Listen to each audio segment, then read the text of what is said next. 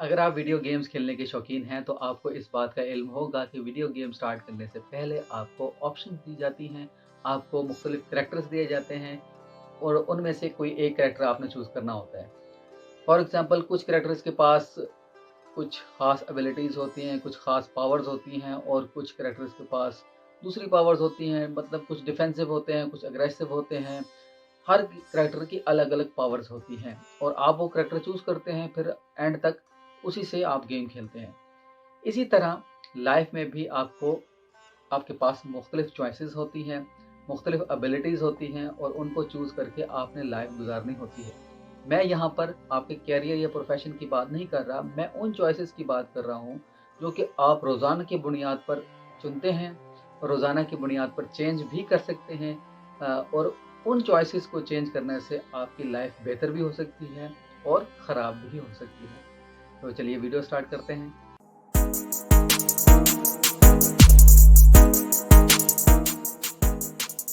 अस्सलाम वालेकुम। मैं हूँ बुरेर अली हुसैन और मैं हूँ NLP certified, fourth dimension certified, law of attraction coach और रेकी हीलर। और आज हम बात करेंगे चॉइसेस पर। इंसान को मुख्तलिफ चॉइसेस दी जाती हैं और इंसान के पास मुख्तलिफ चॉइसेस होती हैं। आप मुख्तलिफ चॉइसेस को चूज़ करके अपनी लाइफ को बेहतर भी बना सकते हैं और बिगाड़ भी सकते हैं। ज़ाहिर है हम उन चॉइसेस पे बात करेंगे, उन इख्तियारात की बात करेंगे जो कि आपके पास अवेलेबल हैं और आप उनको रोज़ाना की बुनियाद पर चेंज कर सकते हैं। आप अपना प्रोफ़ेशन ज़ाहिर है बदल नहीं सकते, बहुत मुश्किल होता है और ये एक दिन की गेम नहीं होती। आप अपना करियर नहीं बदल सकते। कुछ चीज़ें ऐसी होती हैं इंसान के पास जो कि आप रोज़ाना की बुनियाद पे चेंज कर सकते हैं। हज़रत अली से किसी ने जब सवाल किया इख्तियार के बारे में, तो उन्होंने ये जवाब दिया था कि तुम्हारे पास इतना इख्तियार है कि तुम अपनी एक टाँग उठा सकते हो और इतना इख्तियार नहीं है कि तुम दूसरी टाँग भी उठा लो। यानी कि मेरे कहने का मतलब ये है, ये मफ़हूम मैंने बहुत बयान किया। आप सब लोग ये रिवायत जानते हैं, आप लोगों ने पढ़ी भी होगी और बहुत सारे लोगों ने सुनी भी होगी। कहने का मतलब ये है कि इंसान के पास कुछ चॉइसेस ऐसी होती हैं जो कि आप रोज़ाना की बुनियाद पर ले सकते हैं। कुछ चॉइसेस ऐसी होती हैं जो कि आप चेंज नहीं कर सकते। तो हमें किस पर काम करना है? उन चॉइसेस पर जो कि आपके पास ऑलरेडी अवेलेबल हैं और जिनसे आप अपनी लाइफ बेहतर बना सकते हैं। मेनली 2 किस्म के लोग होते हैं, या तो क्रिएटर्स होते हैं या ब्लेमर्स होते हैं। ब्लेमर्स वो लोग होते हैं जो कि ब्लेम करते हैं अपने आप को या किसी और को, और क्रिएटर्स वो होते हैं जो कि कुछ भी अच्छा क्रिएट करते हैं अपनी लाइफ में थ्रू लॉ ऑफ अट्रैक्शन या पॉजिटिविटी के साथ या किसी भी तरह से अपनी लाइफ को बेहतर बना रहे होते हैं हर रोज़। अब ये दोनों चीज़ें, ये दोनों लोग इंटरचेंजेबल हैं। आप क्रिएटर भी बन सकते हैं और अगले ही लम्हे आप ब्लेमर हो सकते हैं। ये भी हो सकता है कि आप ब्लेमर हों, आप किसी को ब्लेम कर रहे हैं, खुद को ब्लेम कर रहे हैं और अगले ही लम्हे आप क्रिएटर बन गए हैं। अब इसका जो असल हैक है या इसका जो असल तरीका है या जो असल बात है समझने वाली, वो ये है कि आप किस मोड में ज़्यादातर रहते हैं। आपको सबसे पहले तो ये असेस करना है कि आप क्रिएटर हैं या ब्लेमर हैं। अगर आप क्रिएटर हैं तो बहुत अच्छी बात है, अगर आप ब्लेमर हैं तो आप इसको चेंज कर सकते हैं। सबसे पहले असेसमेंट है और असेसमेंट बहुत मुश्किल होती है। लोग अपने आप को असेस ही नहीं कर पाते सारी ज़िंदगी कि वो खुद क्या हैं। और अगर आप असेस कर पाए हैं अपने आप को तो ये बहुत बड़ा स्टेप है, बहुत अच्छा स्टेप है। अकाउंटेबिलिटी, खुद एहतसाबी एक ऐसा अमल है जो कि इंसान को बेहतरी की तरफ ले जाता है। तो पहला स्टेप ये है कि आपने अपने आप को अकाउंटेबल ठहराना है और देखना है अपनी लाइफ में कि मैं क्या क्रिएटर हूँ या ब्लेमर हूँ। अगर तो आपने असेस किया है अपने आप को और आपको ये पता चला है कि आप ब्लेमर हैं, तो आपको फ़ौरन चेंज करना होगा अपने आप को और क्रिएटर मोड में लेके आना होगा। और आप क्रिएटर हैं तो आपको उसी को कंटिन्यू रखना होगा।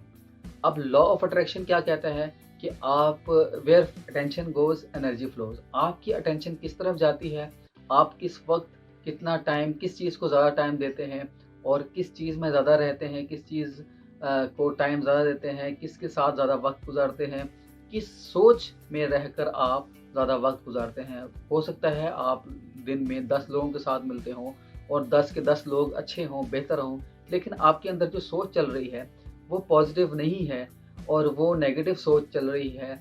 आप चीज़ों को सही नहीं ले रहे, आप अपने आप को ब्लेम कर रहे हैं या किसी को ब्लेम कर रहे हैं, तो ज़ाहिर है आपको रिज़ल्ट सही नहीं मिलेगा। आपको जो नतीजा है, आपको जो कॉन्सिक्वेंसेज़ आपको उठाने पड़ेंगे जो बाद में, वो बुरे होंगे, वो गलत होंगे। फिर आप ये हो सकता है कि किसी को ब्लेम करें, किसी को बुरा-भला कह रहे होंगे, लेकिन मसला ये है, वो मसला आपकी सोच के साथ है। एक और बड़ा इम्पोर्टेंट पॉइंट है, वो ये है कि अगर आप स्ट्रेस में हैं, तो अगर आप क्रिएटर मोड में जाने की कोशिश भी करेंगे, तो आप नहीं जा पाएँगे।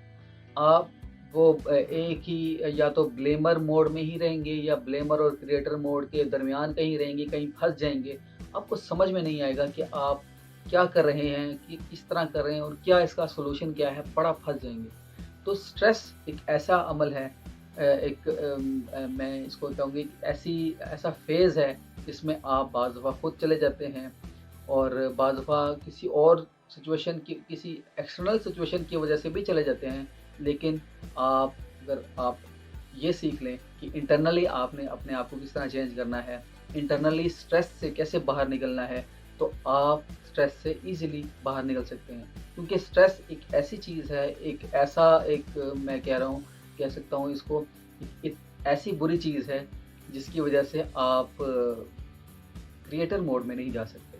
आप कुछ अच्छा क्रिएट नहीं कर पाएँगे, आप लॉ ऑफ अट्रैक्शन को यूज़ नहीं कर पाएँगे, आपको हर चीज़ ब्लीक लगेगी, आपको हर चीज़ अंधेरी लगेगी, आपको हर तरफ डार्कनेस महसूस होगी, कोई रास्ता नहीं दिखाई देगा, आपको हर चीज़ बुरी लगनी शुरू हो जाएगी। स्टार्ट उसका जो होता है वो स्ट्रेस से होता है। अब स्ट्रेस मुख्तलिफ़ किस्म के होते हैं, आप किसी डॉक्टर से, किसी साइकियाट्रिस्ट से, किसी माहिर नफ्सियात से पूछ सकते हैं। वो आपको बताएगा स्ट्रेस की मुख्तलिफ़ अक़साम हैं, स्ट्रेस है, एंग्ज़ायटी है, डिप्रेशन है। लेकिन इसको मैं एक जनरल टर्म के तौर पे ले रहा हूँ, इसको मैं स्ट्रेस ही कह रहा हूँ। तो आप इस यानी कि ये एक पहला स्टेप है, जब जब आप अपनी लाइफ़ को एक तबाही के दहाने पर या एक ख़राबी की तरफ लेके जा रहे होते हैं। तो आप अगर क्रिएटर मोड में जाना चाहते हैं और आप ये समझते हैं कि मैं ब्लेमर मोड में हूँ, या आप समझते हैं कि मेरी लाइफ ठीक नहीं चल रही, तो आपको सबसे पहले ये ध्यान भी रखना होगा, ये भी सोचना होगा कि क्या मैं स्ट्रेस में तो नहीं हूँ। Where focus goes energy flows, ये लॉ ऑफ अट्रैक्शन का कहना है। और ये बहुत सारे जो लॉ ऑफ अट्रैक्शन के मानने वाले हैं, लॉ ऑफ अट्रैक्शन को जो सही समझते हैं, जो इस पर अमल करते हैं, वो इस चीज़ का प्रचार करते हैं, वो इस चीज़ पर बहुत बहस करते हैं, बहुत बात करते हैं कि जहाँ इंसान की अटेंशन होगी, वही चीज़ इंसान क्रिएट करेगा, उसी चीज़ की तरफ ही जाएगा। तो आपने ये भी असेस करना है, ये भी देखना है कि आपकी जो अटेंशन है वो किस तरफ है, आप किन लोगों में ज़्यादातर बैठ रहे हैं, उठ बैठ रहे हैं। और इसका मेरे कहने का मतलब ये है कि आपके जो दोस्त हैं, वो बहुत इम्पोर्टेंट होते हैं। आपके जो दोस्त हैं, आपके जो दोस्त अहबाब हैं, आपके जो रिश्तेदार हैं, जिनके साथ आप ज़्यादातर वक़्त गुज़ारते हैं, वो भी आपकी ज़िंदगी में अच्छा या बुरा क्रिएट करने में बड़ा वाइटल रोल प्ले कर रहे होते हैं। और आपको ये असेस करना होगा कि बुरे दोस्त कौन से हैं आपके, बुरे लोग कौन से हैं जो आपके इर्द-गिर्द मौजूद हैं, उनसे आपने अवॉइड करना होगा। अगर वो लोग आपकी लाइफ़ को ख़राब करने की कोशिश कर रहे हैं, इसीलिए कहा जाता है बुरी सोहबत से बचो। तो बुरी सोहबत से हमेशा बचना चाहिए, बुरे लोगों से बचना चाहिए, क्योंकि बुरे इंसान की भी अपनी एनर्जी होती है और वो नेगेटिव एनर्जी होती है और वो आपको अफ़ेक्ट कर रही होती है। हाँ, कुछ तरीके ऐसे हैं जिनको इस्तेमाल करके आप नेगेटिव एनर्जी को पॉजिटिव एनर्जी में चेंज कर लेते हैं। लेकिन पहला स्टेप ये है कि आप अवॉइड करेंगे उन लोगों को जो कि नेगेटिव हैं आपकी लाइफ़ में और जो आपको क्रिएटर मोड में आने नहीं दे रहे। तो ये थी आज की वीडियो, थोड़ी-सी लंबी होगी और मेरा ख़्याल था कि मैं जल्दी से 2 या 3 मिनट में इसको एंड कर दूँगा, लेकिन मेरे ज़हन में बहुत सारी बातें, जब मैंने वीडियो स्टार्ट की तो बहुत सारी बातें ज़हन में आने शुरू हो गई कि चलो ये भी बता देता हूँ, ये भी बता देता हूँ। तो आपने इन सारे पॉइंट्स को ज़हन नशीन करना है। मुख्तलिफ़ बातें मैंने बताई हैं और मुख्तलिफ़ बात बताने का मकसद ही ये है कि आप लॉ ऑफ अट्रैक्शन को यूज़ कीजिए। मेरी जो प्लेलिस्ट है स्ट्रेस रिडक्शन की, वो देख सकते हैं आप। इसके अलावा लॉ ऑफ अट्रैक्शन सक्सेस की जो एक प्लेलिस्ट बनाई है, वो आप देख सकते हैं। उसके ज़रिए आप स्ट्रेस रिड्यूस कीजिए और अपनी लाइफ़ को बेहतर बनाइए।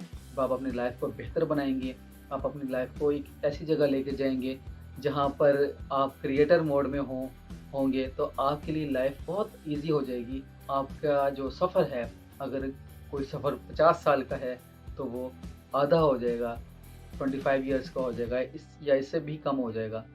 तो मेरा मकसद ये होता है हर वीडियो में कि आपको कुछ ना कुछ सिखाया जाए और आप उससे कुछ ना कुछ सीखें और सीख कर अपनी लाइफ को चेंज करें। मुझे दुआओं में याद रखिएगा।